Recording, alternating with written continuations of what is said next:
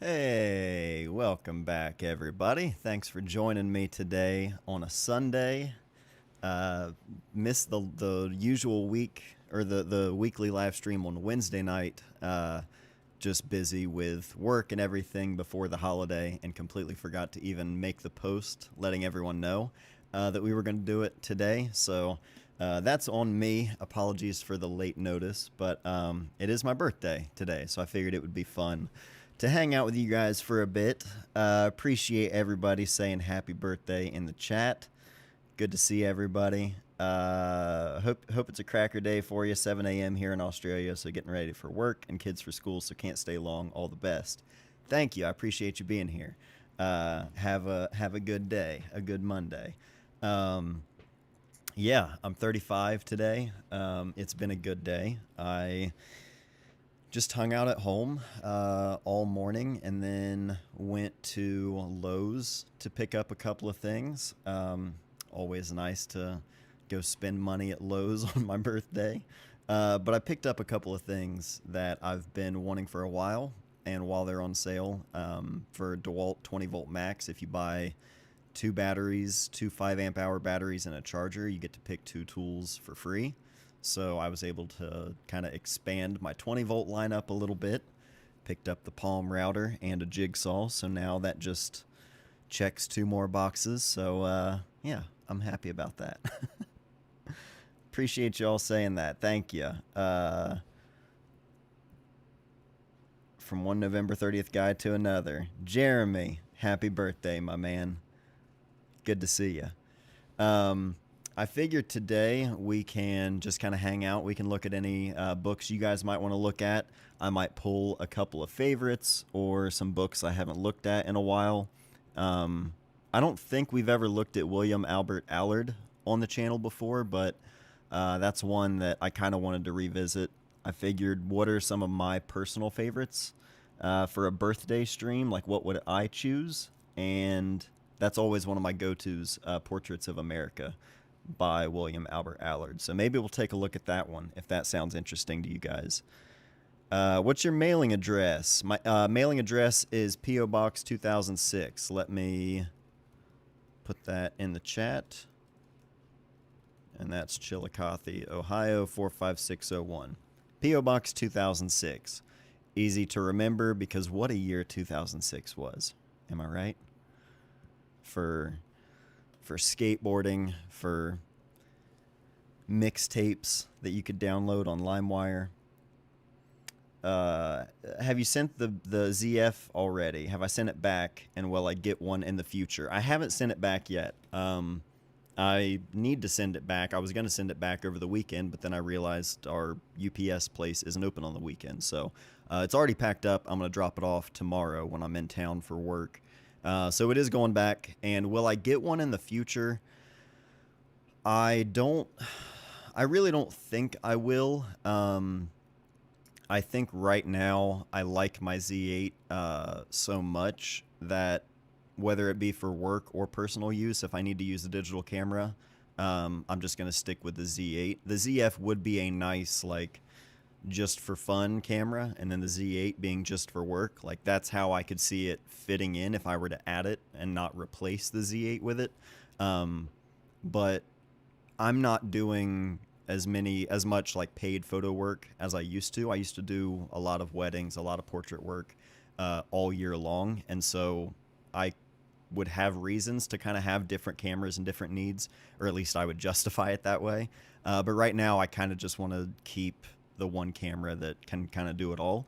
It'll be interesting to see where the ZF line goes, though. I mentioned in the video I don't think it needs a revision right now. It definitely doesn't.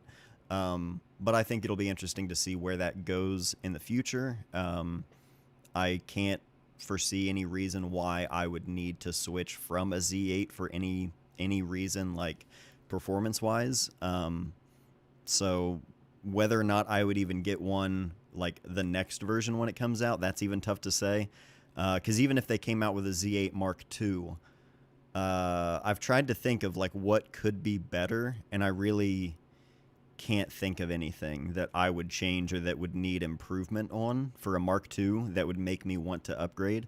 That camera already just feels more than enough for any of my own needs. So, happy life anniversary. You made it another year. 35. Yeah. It's weird being 35. Not really, because like I still feel young and everything, but yeah, I don't know. It is kind of that, like, you're not old yet, but you're also not a kid, and so I don't know. It's weird.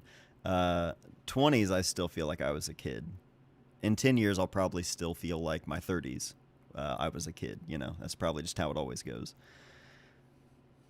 Hey, what's up? Forgot about the time difference. No worries, we're here. Yeah, 30s feel very liminal. Yeah, I enjoy my 30s more than, I don't know. It's weird to say that because it's not like I didn't enjoy my 20s, but um, I don't know. You just settle in more to yourself, I think, or at least I did. Raising kids will help kind of accelerate that, but yeah, I don't know. It's a more comfortable age to be, I think. Thank you, I appreciate it. Let's take a look at. We're gonna look at that William Albert Allard book. Grab that.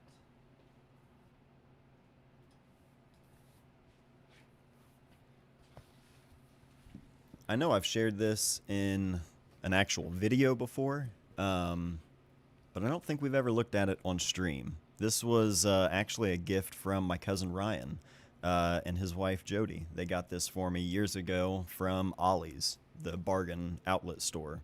Got it for like $5. It was probably 2012, 2013 maybe. I've had this book forever, but it's so good. I wonder if you have any thoughts on Edward Hopper. I know he was a painter, but Jason from Grainy Days turned me on to him, and his paintings are very photographer-esque. Funny enough, I think Jason's video, or one of the videos maybe he's done, kind of going over Edward Hopper, I think that's my only exposure to him, or really like diving in anyway. So yeah, shout out to Jason. That's all my Edward Hopper knowledge. I don't really have much other insight outside of that. Cam Mackey, I appreciate you, brother, with the super chat. You didn't have to do that, but I appreciate you. I hope you're doing well, man. Thanks for being here.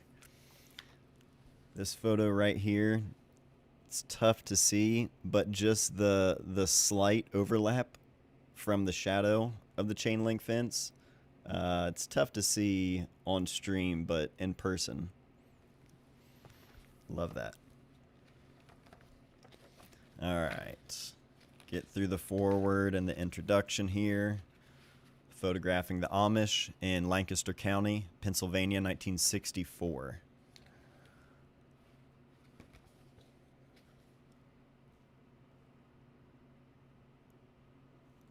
'64. Let me, whoops, other way. Raise the desk a little bit. There we go. That's better. Let me, okay. I'm standing up now, so I think the mic should still be okay.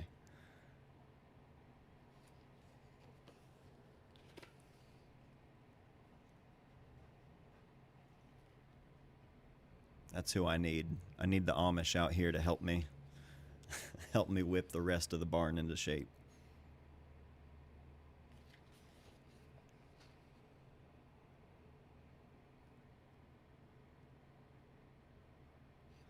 Dunce cap in the classroom. A one-room school. I've always loved this one here.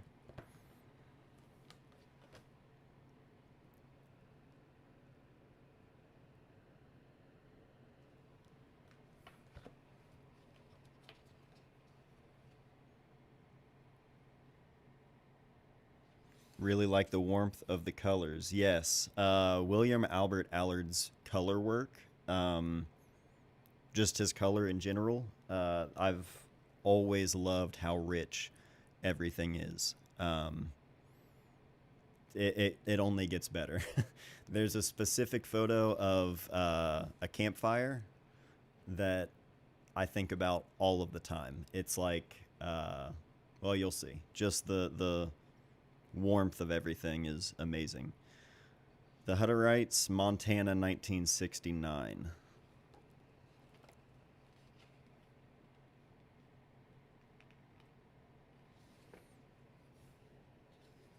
This one, calf branding.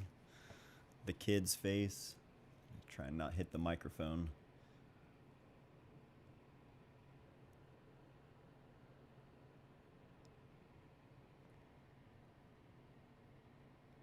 So good.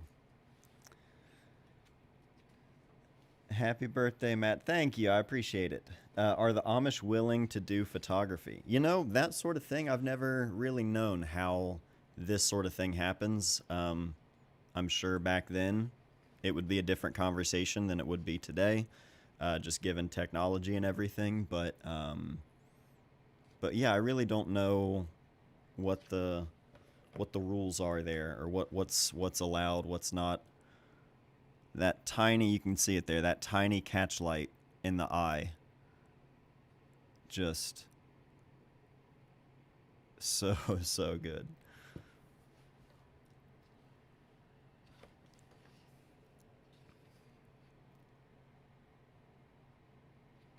Different Amish communities have different rules. Yeah, that makes sense. But yeah, everything from like these really tight portraits like this to really wide landscape shots. Um, this book just has it all, and it looks so good. The atmosphere, shooting into the light, situations like this, everything on the ranches is just like, dude, that's so good.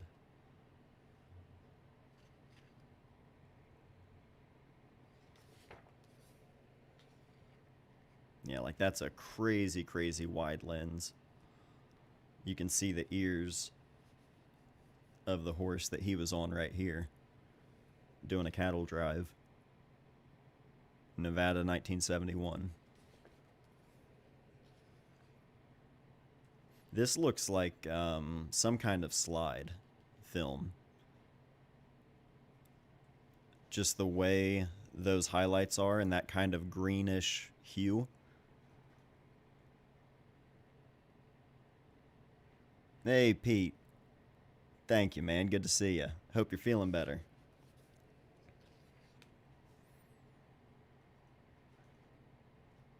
The use of that dust is nuts. I'm telling you, like everything from the ranches, um, the way he worked with the light and color is just, this is the one. This is the campfire shot that I think about all of the time.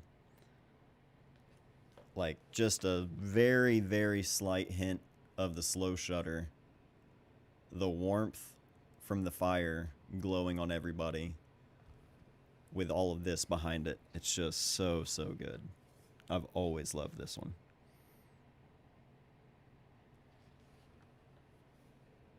This is straight up Red Dead Redemption 2.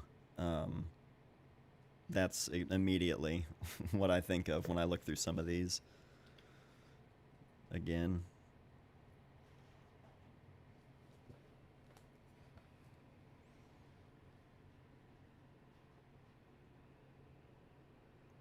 I have no idea how accessible or easy to find this book is online, but Portraits of America, William Albert Allard.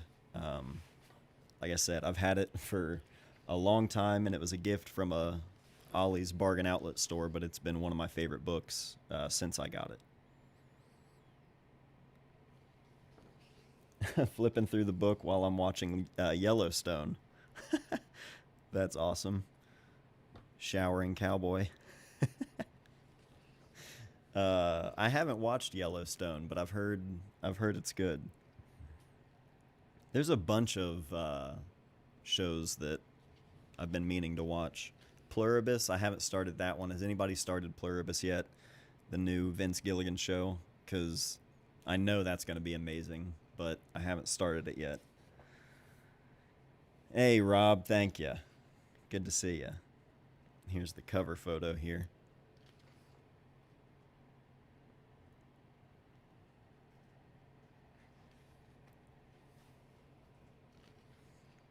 Yeah, leaning on underexposure, leaning towards underexposure, I should say. Yeah, it's definitely not the bright and kind of overexposed look. You would lose a lot of that richness, uh, exposing that way, and editing, color correcting for that. Man, the color is gorgeous. Just ordered it on Amazon. Hell yeah, Cam. This is absolutely a book up your alley. Everything in the West here, you'll love this one, especially in person. It's so good. This is a Mississippi State Prison farm picking cotton here.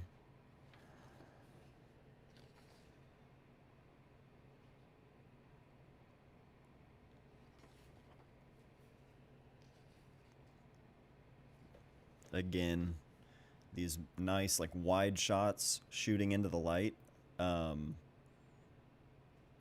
yeah, the warmth and atmosphere of everything is, it doesn't just look like here's what I saw. There's an immersion to it. Uh, you get that richness. You know what I mean?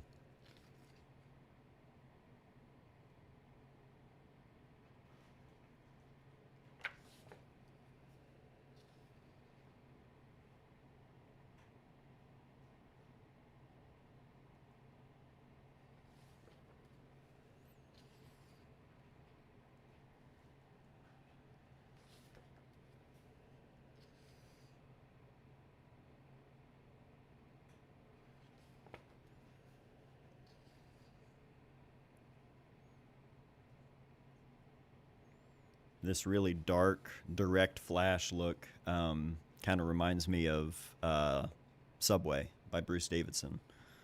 There's a lot of that look where it's really, really dark, and there's just that high contrast, punchy, really, really hard flash. I don't think I have that book anymore. That was one I had for a long time, but I think I sold it to a friend. Yeah. I think did Andrew buy that one? I think Andrew McEnany bought that one.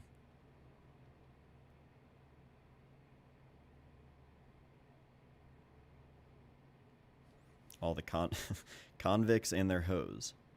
It's, the tools down there. I feel it's rare to see deep, saturated film work like this, so I wonder what his process was. Think he was pulling the film? Probably, if anything, it's mostly in the slide film. Given the timeline and the look of some of them, especially that really rich, high contrast, it was probably a lot of slide. Slide film would just naturally produce that more saturated, little bit more of a punch to the contrast. The minor league baseball stuff here as well. 1990, this stuff is great. But yeah, I would imagine because pulling the film would likely decrease the contrast and saturation, but pushing it would increase it. Oh, look at that! And again, that's another thing to think about, just from the photographer's perspective, like the film being used, if it were slide film, especially that earlier stuff, 1990. This all still looks like slide to me, that contrast and that color. Um, but slide film isn't the easiest film to expose for. People probably don't realize how how convenient it is to just load up a roll of Portrait and be like, I'll just overexpose it. It'll be fine. You got to be pretty precise with slide film. So factor that into just getting the photos themselves, let alone composition, timing, etc. Factor that into it as well, and that just the appreciation goes up even further.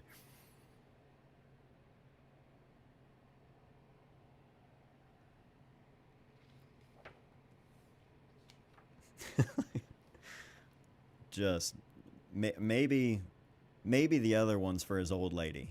Yeah, I don't know, but dual wielding corn dogs just covered in mustard at the ball game. Patball had it figured out that day, you know? Love this one too. The shadow pouring the peanuts. Sunflower seeds, looks like. That's cool. It feels very real. Yeah, yeah. I know what you mean. It doesn't feel like a photo. It doesn't look like you're looking at a picture someone took. It looks so much more true to life. I think because of that look of the film. Or that process, maybe.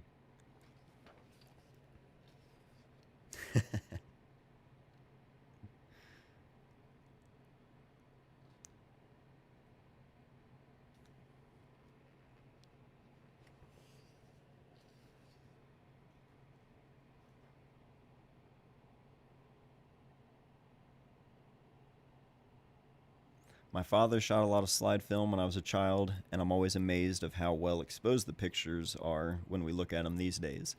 Yeah, it's funny how there was an old indie film lab put a documentary kind of thing together, just talking about film and talking to different photographers that use film. It's probably like 2014, 2015 maybe they made that. And someone in there had a quote where he was like, you know, how hard could it be? Your grandma used to do it.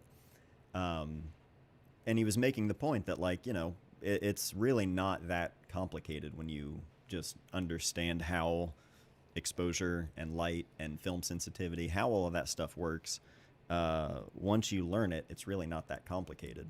So, yeah, when you look back at some of the family snapshots and you see stuff like that, it's like, okay, yeah, maybe people can understand it's not that much of a flex just because it was on film, but there are situations like this where it's like, yeah, that's impressive.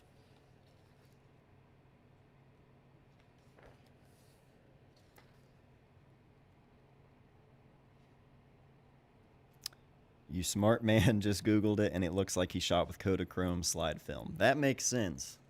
That makes sense. Um, I mean, it was, yeah, like the standard. Not the standard in that, you know, it was the only one that was being regularly used, but uh, people know about it, even though it's been long, you know, uh, discontinued, not being able to develop, whatever you want to call it. Um, you know, it's been a long time since that film has been regularly in use, and people still talk about it because it was uh, such an iconic film. You know, there are so many moments in history that were all made on that one kind of film.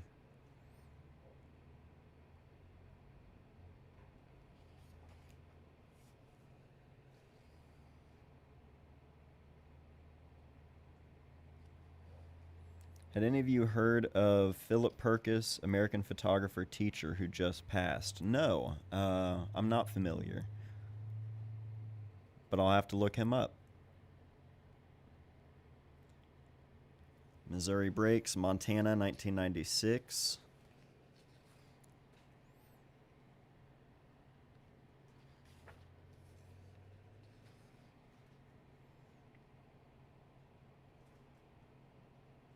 On that note, highly recommend Kodachrome, the movie with Ed Harris. I do remember seeing, like hearing about that and seeing the trailer for it, but it's one I haven't watched yet, oddly enough. I need to watch that one. Anybody here watching The Chair Company on HBO? Because there's a new episode of The Chair Company tonight, and I'm real excited. That's my current favorite show. The Chair Company and Haha You Clowns are the two shows I'm watching the most right now.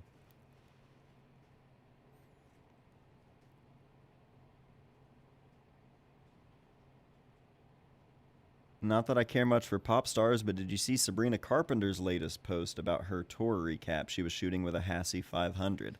I didn't see that. Good for her. That's awesome. Kodachrome has a great soundtrack. Hell yeah. What are some, I'm trying to think some of my favorite movie soundtracks. Remember the Titans? That one always comes up. Remember the Titans soundtrack is amazing.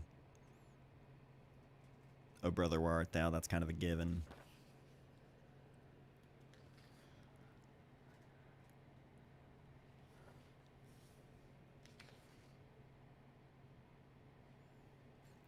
A View of the Blues, 1997.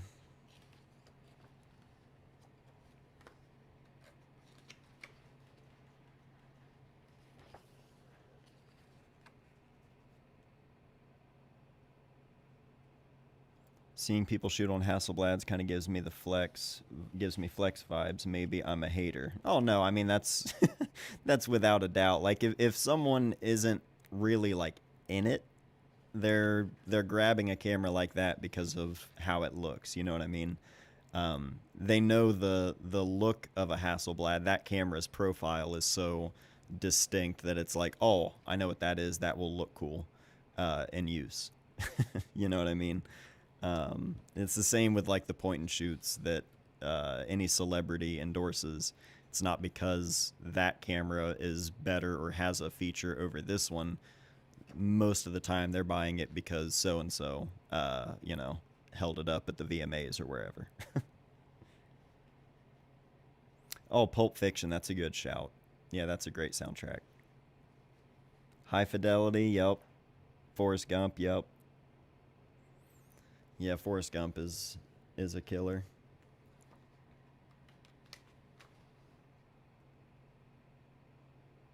Blow. Blow has a great soundtrack. That's one I used to listen to a bunch.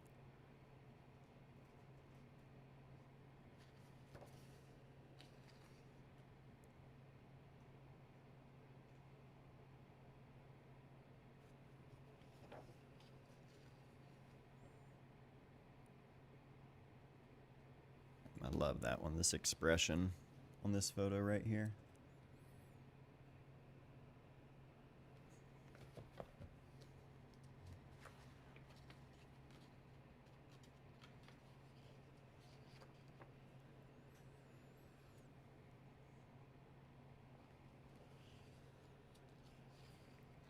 I admit I bought a Hasselblad because of the Platon episode of Netflix, but it's an amazing camera. And shooting slide film on medium format is just amazing. Absolutely. There's nothing wrong with that. Like, the cameras look cool. There's nothing wrong with being interested in it if you think it looks cool and looks fun to use. You know what I mean? There's nothing wrong with that.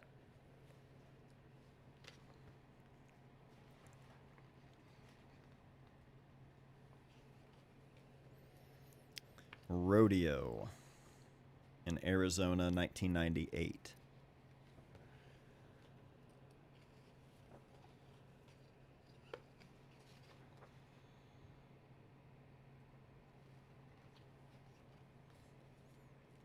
I think it was the Camera Store TV that's based in Canada. I'm pretty sure it was their channel on YouTube. They have a really good sort of interview video with William Albert Allard at a rodeo as he's taking photos and just kind of talking about everything he's done. Look that up on YouTube. It's really, really good.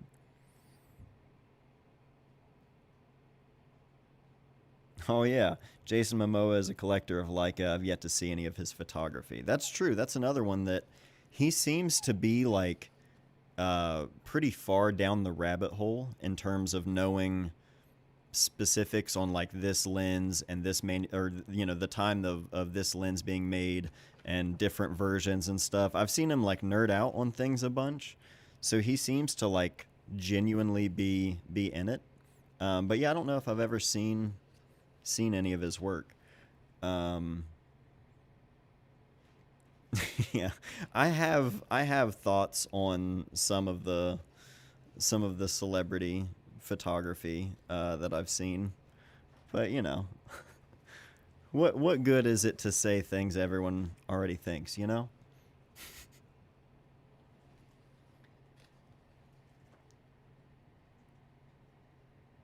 Ben Stiller too. Yeah, I've seen Ben carrying his Leica at different places. Um, hey, if people are enjoying it and having fun, I'm all for it. Uh, I think it's when photographers, celebrity photographers, sort of uh, they're not really self-aware enough to see their work for what it is, maybe, and are doing I don't know, maybe promoting it as if it's their main thing. But hey, what do I know? You know what I mean? He was at their Leica 100 event in New York. Yeah, Jason is in on it for sure. He also did work with red cameras, but I don't know to what end. I remember seeing a video of him skating, filming someone else skating, but he was like on a board follow filming with a red camera. I remember seeing that like years ago. Um, and I know he's at least in somewhat friends with like Eric Ellington, Brian Herman, a lot of the Death Wish Baker guys. And so I know that his skateboarding roots and either filming and photography or one more or the other, I don't know. But he does seem to like actually be in it, you know what I mean? And not just for the appearance of it at like celebrity events, you know?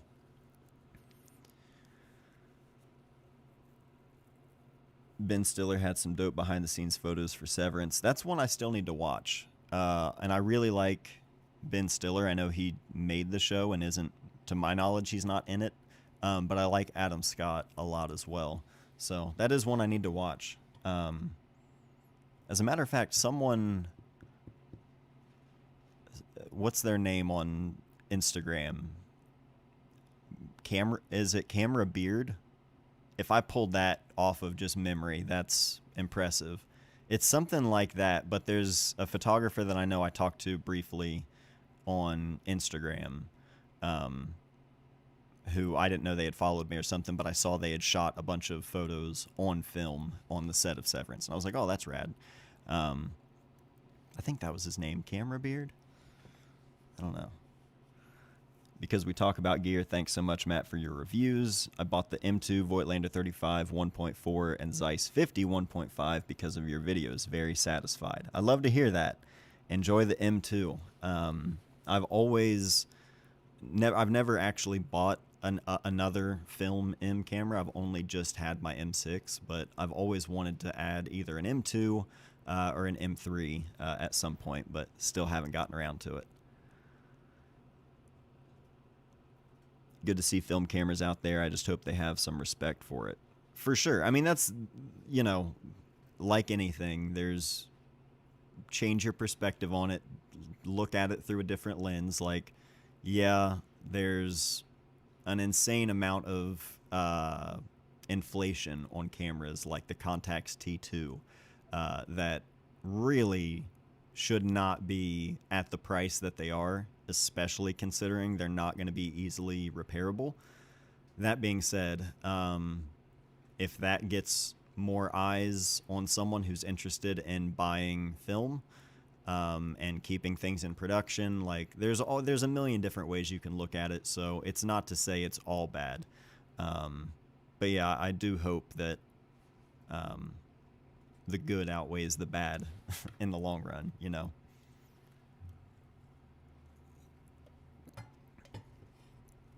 Matt, total aside, have you ever considered adding a digital point and shoot to your collection? Also, are you sad to see the ZF go? Think you had to send it back today. Yeah, we talked about the ZF at the top of the stream. I'm sending it back. It's packed up. It's going back tomorrow morning when I'm in town and UPS is open. But not really sad to see it go because, I mean, I knew it was just a loaner anyway, but more than anything, I like the Z8 so much. To your question about a digital point and shoot, though, I have considered it, but I feel like I've been considering it for the last 5 years now.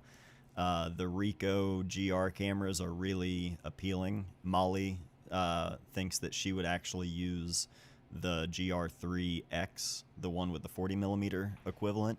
Because she always liked using like the X100 cameras and stuff, but even then, she's like, I would still prefer a smaller camera. What's up, dude? We got a guest in the house. Come hang out. Come hang out.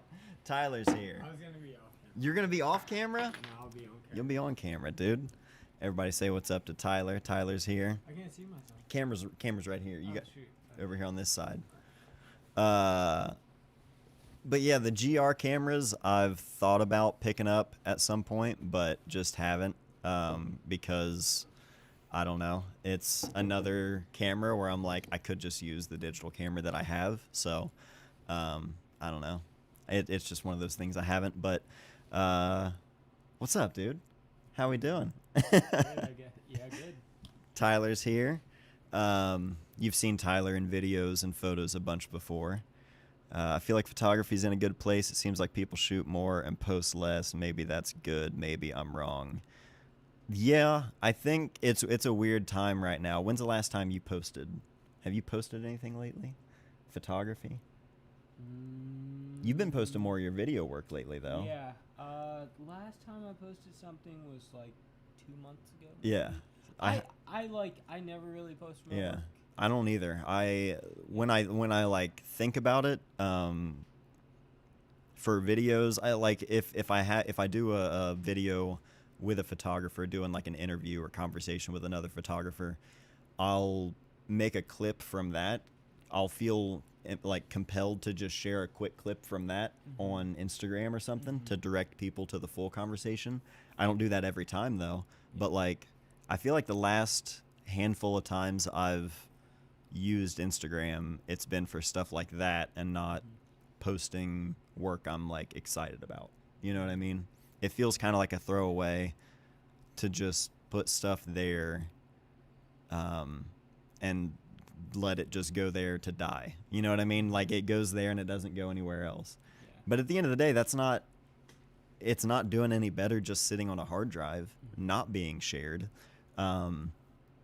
So like I go back and forth with that all the time where I'm like, I don't care about Instagram to put out new stuff and share stuff there.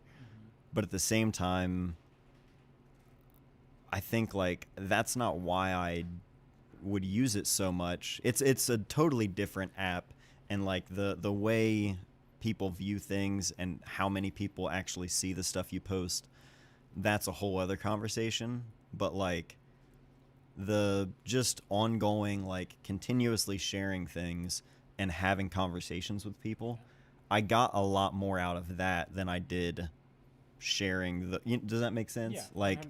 And so not using Instagram or social media in general outside of just my YouTube channel, I use it so much less, and I'm not getting any of those like positive things out of it that I would on a regular basis. And so I don't think about it. I'm not inclined to like, when I do use it, all I see are reels of accounts that I don't follow. And it's like, it's good for a quick, mindless, like, I'm going to kill 5-10 minutes, send dumb shit to you. Yeah, you know what I mean? Yeah, like, that's literally what I use. I check Instagram messages. for the simple fact of like getting to see other people's work. Yeah. And just watching Can I curse? Yeah, you're good. Just watching bullshit on Instagram, like that's all. clips, That's all I use it for. Is like, I'll check my messages, and it's usually just at the very top. It'll be 2 or 3 messages from like you, Marcus, and like a few people where it's like it's the same people I just send random shit to that I see, but I don't use it to interact with photography like I used to. You know what I mean? I don't think their app is built for that anymore. So it can easily become like what I found in Instagram. I forgot who I was talking to the other day, but it's like 10% of Instagram is like reality. Nothing. Oh yeah. Nothing on social media is real. Yeah. Nothing on social media is real, and I think probably like 2 years ago, like I got into like this phase where I was just like comparing myself to like so many people on Instagram. Yeah. And it's like, I think once you like break those walls of like, this shit isn't real. This Yeah. person isn't showing like the actual stress All that of they're the having. yeah, Like the yeah. actual stress that they're Yeah. going through in life, and they're just making shit look pretty Yeah, for like, to please everyone else on Instagram. for sure. And something I really appreciate is like when people do post like, like actual stuff that's happening in their life on Instagram. Yeah. I think I get like, when I do see that, I get like more joy out of seeing like real stuff on social media. Yeah, 100%. And sometimes you can also like, if you look in the comments, someone's posting like a real life issue, like you see people clowning the shit out of people sometime on Instagram. For sure, Just yeah. for like, and it's like, dude. But you do see the Yeah. people who do relate. You know what I mean? 100%. Yeah, and it's such a like double-sided thing where everyone is accessible, and you think about how many different, I think about it all the time with Nora and like just families with kids on the autism spectrum or any sort of developmental disability. Like it can so easily feel like you are the only person who is dealing with that specific kind of situation, behavior, whatever it may be, and it can feel super isolating. But like there are so many things through social media where families who experience the same kind of things, whether it be that or specific like interests or hobbies, like you can find people who are your people. You know what I mean? It's like the chat right now on the YouTube channel, like doing a stream right now. Because of social media and everything, I'm able to do this kind of thing and connect with people. So it's not all bad, but the way everything is incentivized towards views and sales and things like that, yeah, you have to filter through so much junk to find anything good. I feel like we all wish that the algorithm would share our work in a way that was consistent for viewership and growth, like in the mid 2010s. It's weird not even followed see your posts. Yeah, and the when they broke away from the feed being what's it called? What's the word I'm looking for? Like Draining the swamp. no, the feed being in order, chronological. Yeah. The feed not being chronological, and so everything is just like shuffled into an algorithm. It changes everything. I've curated my algorithm for Insta to be pretty great for discovering work I love. I'll send photos I'm inspired by to myself, which really steers the algorithm towards artist with a capital A. I feel that that's a good way to go about it, is like be intentional with, it doesn't help our feeds that we're just sending, just random memes and shit. I honestly like that though. Like I love to like get away from this person said it. Yeah. Yeah, Rob. Yeah, like I love to get away from like the just like being consumed by like so many videos, like not videos, but like video work, like love like on my Instagram social media feed, like I love breaking away from that because I do that. You fall into the like comparison. Yeah, where it's like I just love to watch like just random videos like freaking. I don't know if you guys look up on Instagram. It's called it's an African mukbang. Where they eat like monkeys and stuff and dogs and stuff. Like I love like watching stuff like that where it's just like random stuff in like different parts of the world where people are just like, we'd never see this here. Yeah, just like random stuff. I do love seeing like whether it be, I've seen clips from like India on like construction sites, dudes in flip-flops with jackhammers, just like no protection whatsoever. Yeah, I get fed videos like that all the time, and I love it. Yeah, I love it. Yeah, and that is true, because like I think I would probably, if my feed was only photography, I also think I would fall into that aspect of like just not having the time for like photography as much as I used to. sometimes that's a thing where it's like if I see something, I'm just like, oh man, I can't imagine like, you know, working on something like that, photographing something like that. You know, I get that part of it is Instagram has to push content that pushes engagement, but in a creative economy that pushes followers to get collabs, not even my followers see my stuff like 50% of the time. Tyler's living vicariously through Reels. Yes, Hell I am. yeah. Very, Hell yeah. very. Oh yeah, why did everyone abandon Flickr? That is something that I do wonder a lot because I loved Flickr back in the day. I used it. What was Flickr? It was like he's an unk. He knows more. Unk status now. Yeah. He knows. So Flickr was a photo sharing website that you could like, similar to the way that like hashtags would work. Okay. You could tag specific things for the photo. You could also include, I think it would actually automatically show you the metadata. So like you could see the photo, you could see what the exposure was, you could see the camera, the lens, whether a flash fired, all of that stuff.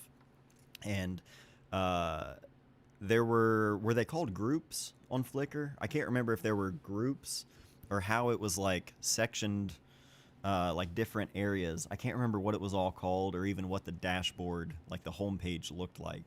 But I used it religiously to share like band photos, lighting breakdowns. I learned so much of any off-camera flash stuff that I know. I mostly learned from looking at Flickr, seeing other people's lighting breakdowns. Like 2008, 2009, maybe until like 2011. Probably from like 2008 to 2011, I was using Flickr like heavily. But then I had the idea of like, I'm just going to wipe everything and start fresh, and cleared it. And then, you know, I wish I could go back because all of the hard drives that I had those on, or the hard drive, because I didn't need much space back then, that hard drive died. So if I kept everything on Flickr, I would have had like full resolution backups, but Dang, dude. wiped everything. Because I'm an idiot. I still use Flickr and I like better than Instagram, even if the engagement is less. I have seen people say that like they're using it more these days. It's kind of crazy that you have to describe what Flickr is/was. I feel old. Yeah. Elliot will ask us questions sometimes. He'll be like, "Did they have color on TV when you were a kid?" I'm like, "Dude, I'm not that old." LR photographer, it isn't my birthday, but thank you. Where at? Oh. I said, well, happy birthday. It's not my birthday. Thank you. Is it your birthday? Thank you. Yes, it is my birthday. Thank you. I appreciate that. But yeah, Flickr was fun, man. It was just like, I don't know. Yeah, you really just shared your stuff there, and it wasn't like any of the social media today, but I liked it. Hell, the world wasn't even in color when I was a kid. Tumblr isn't bad. Tumblr, that's another one that around like 2013, I want to say, 2012 or 2013, I tried to start using Tumblr to share photos, but I didn't really last long with it. I didn't stick around with it that much. Is Flickr still full res? I'm not sure. Now, because back in the day it was free. So I don't know what their model is now, but yeah, having a place to just have your full res backups like that, that would be nice. But I don't know. I mostly, for digital storage, Google Drive. I think I still have a Dropbox account with stuff on it, but I downloaded everything recently so that I can just delete my Dropbox, cut out one more monthly payment. Remember when people used to shoot with the Hipstamatic app to put the photos on Instagram? We were just talking about. Were you were in? Or no. Nathan. It was Nathan. Nathan and Josh Cheney were here. It was last weekend when you were working. They came over and we were looking through old photos, and I have from my iPhone 4, 2011? iPhone 4? iPhone 4, 2011. Yeah. I think it was fall of 2011. there's a whole folder of I backed up my iPhone 4 on one of the drives, so I have like my entire camera roll from that phone, or from pretty much all of my phones. I've always done like a full, just every screenshot, every accidental screenshot, just a full backup. But the iPhone 4, I have a bunch of photos from my dad and I's trip to Tennessee that year, and a bunch of them have the hipstamatic. No, no, because I'm working on a video going through like the last, essentially all of my digital hard drives, just seeing what I forgot was there, stuff that I might want to share in like a new zine or something. Yeah. And I came across that drive, or that folder on the drive, and there's a bunch of photos from the iPhone 4, and they've all got the hipstamatic like filter over it. Do you remember that app? Was that before your time? No, dude, I don't remember like. You would choose a lens and a film stock, and like different, presets basically, and you would shoot it, and it would just imprint on the photo itself. It would have this square crop with a fake border and some horrible filters on it. So that was like, it wasn't around 2018, was it? Because No. that's when I really started getting into like photo video. No, this was 2011. Because after, once Instagram came around, then I started using Instagram and didn't really mess with the Hipstamatic app, because it wasn't really like a social app. It was literally just a camera app to make your photos look like super tacky film fake filters, But back then I was like, oh, this is sick. Looks like my Holga. I have a question for you, Matt. Yeah. Say, for instance, if like Instagram decided, well, if Instagram was banned and was no more, Yeah. do you think Kids would be happier? Yes. kids would definitely be happier. All the like content creator, I don't want to stir up anything. No, go for it. Say it. It's like content creators, everyone that's used. Say for when TikTok was getting banned, and CapCut is a part of TikTok. There's a lot of people who were freaking out because like they were editing on CapCut, right? And pretty much like using like their AI features on CapCut to like create videos, and like they were doing more content. I think they were also there were a lot of content creators and social media managers, and they stopped doing that. Yeah. Doing that, like losing jobs. Yeah. Do you think if Instagram just like completely went away, do you think we would see all the photographers? I'm not talking about like people who've been loving photography for years. I'm talking about the ones that like have like this like super like, I don't know how to explain it, but a wave. You know how recently there was just like a wave of photography and video, and everyone's doing this now? Do you think we would still see those people have the same zeal and love for like photo and video because it's not making them money anymore? Do you think we would still see those people love that? No. No, I don't think so. I think there are a lot of people who would still continue to do it, whether they can show themselves on camera doing it or not. Yeah. There are people who, if let's say they got into it and are in it because of the social media and being able to, whatever.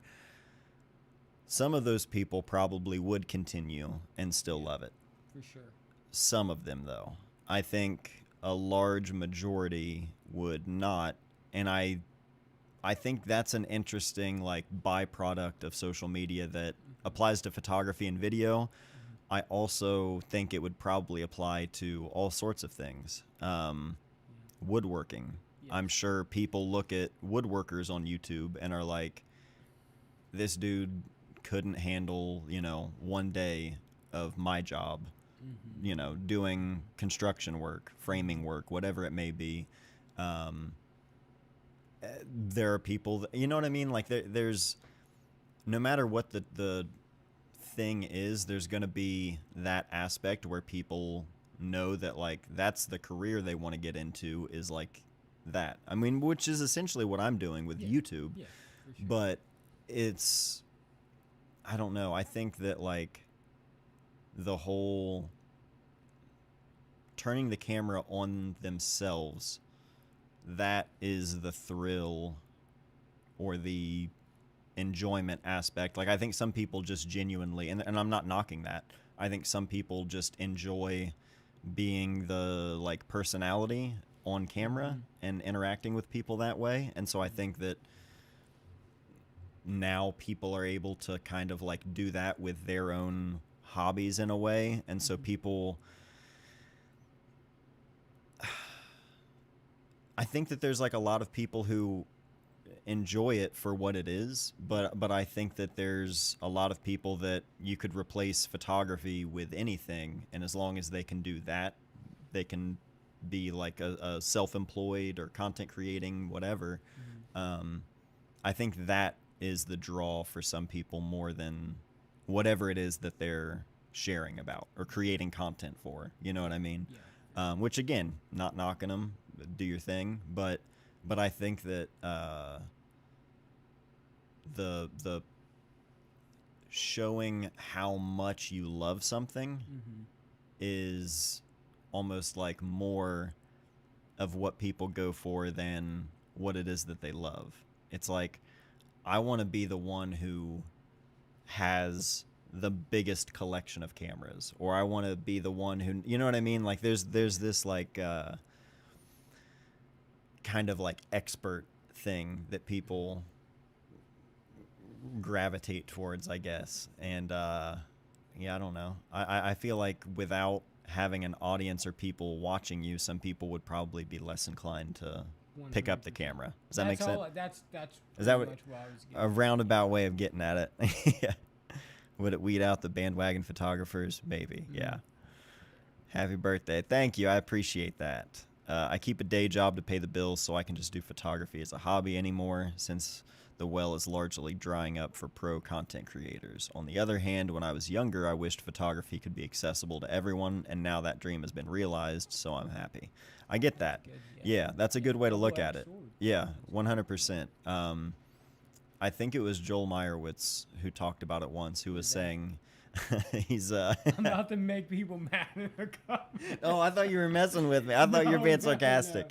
Joel Meyerowitz is a photographer, and I've got a couple of his books over there. Really? I'll put you on. Yeah, okay. But he talked about like the way that the smartphone, I'm pretty sure it was Joel Meyerowitz talking about it. Talking about the way the smartphone was that gateway to photography for so many people, and like how many of the future greats of photography would have never discovered that passion had they not just had a camera built into their phone that's already in their pocket, you know? So like immediately the barrier for entry to photography is so much lower than, you know, it was back in the day. So that's definitely a plus. But like we said, on top of that, you then have to like sift through to find the really good stuff. Yeah. I keep a day job because I suck at photography. Hell yeah. Oh man. Yeah, no, I don't know. It's tough. Like, is it Boxing Day in the UK? oh, is it? Oh yeah, I Live think. in Award. Yeah. Yeah. It's Boxing Day for them. I remember. Yeah, it usually is around my birthday. That makes sense. I need to keep a day job because I'm always buying cameras and don't make money in photography. See, that's like, that was my justification in many camera purchases. It was always like, well, I do it for a living, so Yeah.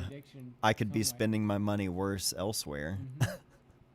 We have a 2-year-old, and I let him play with my cameras to show him that not everything is produced or consumed via a smartphone. That's good. That's a healthy thing to introduce. My brother and I are constantly on Elliot about the lack of patience at times where it's like, oh, this is taking forever. And we're like, dude, you are so used to instant gratification. Like, his whole world, you know, any show you want to watch, yeah, just go search for it. You know, like, you don't have to go rent it. You don't have to save up and buy the game or the movie. I mean, those obviously, but like when you're streaming things, he's just like, oh, I can just do it right now. That dude, his money burns a hole in his pocket. Yeah, he burns a hole in his pocket. Yeah, last week he spent all of his money that he had saved up on DLC for the new Donkey Kong game, and he went to buy it and it was 15, and he was like, or it was 20, and he had 15. He thought it was 15. He was like, oh, I only have 15. I gotta wait until next week. And I was like, it's Thanksgiving break, holiday break. You've been really helpful the last few days, you know, as he always is. He's a great kid. I was just like, I'll float you next week's allowance early if you want, but next week you don't get allowance. If you take this week, you know, it's already spent next week. You're not starting over.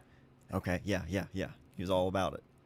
Yesterday, Fortnite, new Fortnite, and the new Battle Pass rolls around, and he was like, so I have 5, and I was like, no, remember? And he was like, oh, that's right. I got, you know, I was like, yeah, you already spent this week's allowance last week. And he was like, so what if? And I was like, no deals, no nothing. You gotta, that's the deal. So he's, all right. Like, you gotta learn. The money, man. I know. That's what I told him. I was like, I'll do it this once, but next week, sure enough. Oh yeah. In his defense, new Donkey Kong is dope. It is rad. Actually, last week, when Nathan and Josh came through, that was the day he gets his allowance on Sundays. And so he bought it last week, but he had to beat the final boss to play the DLC. And he hadn't done that part, so he sat here and beat the final boss in front of me and Josh. He's looking to take out a small payday loan for Fortnite. Yeah, no kidding. Depends where you're buying the crack. Some of these crack houses look like mansions now. The cheap Fuji 400 costs over $10 a roll. Every, like, budget film these days is hardly budget. Anyone else find that their credit score moves inversely proportional to the size of their lens collection? Yeah, not doing yourselves any favors with that, for sure.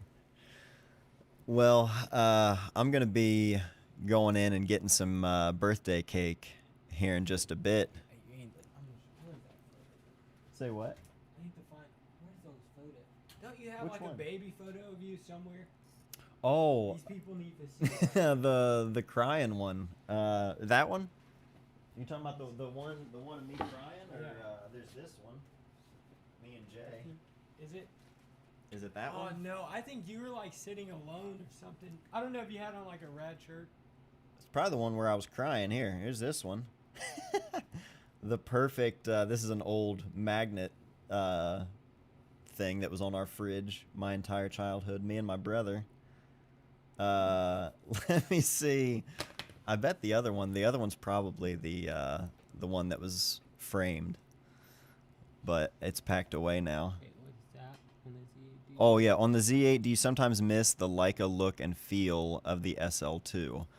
In terms of like the build and the feel of the camera, honestly, every other mirrorless camera, I would think, like, in comparison, just didn't feel as good as like the SL2 or SL3 cameras. I never owned the SL3s.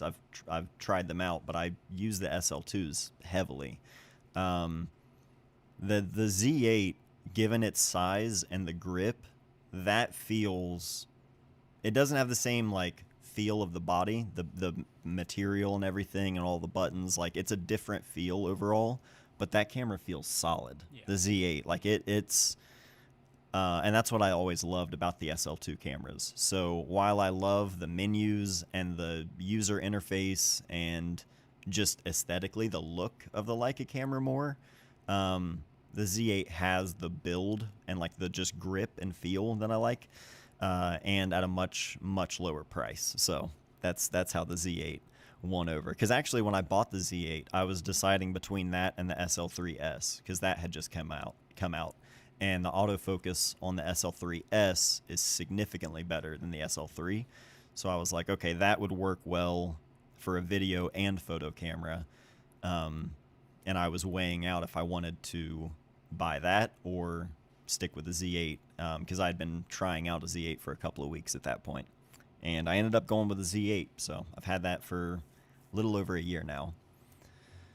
The cost of processing and scanning is what. Yeah, Do it yourself. Yeah, cost of processing and scanning. It's a cost up front to buy all of the stuff you need, the tanks and the chemicals, but you will save so much in the long run if you develop and scan yourself. Save up that money. Yeah. Processing and scanning at home is so much more cost efficient, but then I feel bad that I'm not supporting a small business. I get that, but we all got bills, Pete. Don't. There are other ways to give back than just through the film lab. Support your local labs. I'm just saying. Don't guilt yourself into into going broke, Pete. Trying to get into self-developing and scanning. I just don't know where to start. I have a V600. That's exactly what I started with. I still have my V600. That was my first film scanner. Great for control freaks too. Yeah, if you like getting in the nitty-gritty of like knowing every step of the process and having all of that control, that's where it's at. Yeah. But you start at R4A scanning. Get R4A scanning? RA4. Or RA4? I don't even know how that works. It's darkroom. Is that the stuff?